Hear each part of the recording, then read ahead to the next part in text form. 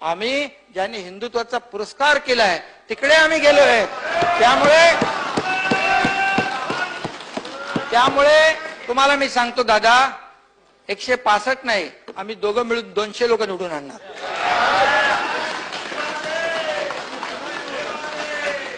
आमच्या लोकांना मी सांगितलं, त्यांना सांगितलं, अरे काय होईल उद्या, चिन्ह काय भेटणार?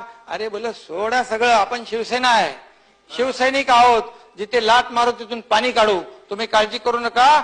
50 मधला एकही माणूस मी पडू देणार नाही। आणि भाजपचे जे लोक आहेत, जे 115, आम्ही दोघं मिळून 200 करणार, हा शब्द आहे या सभागृहामध्ये। आणि ते नाही केलं तर आम्ही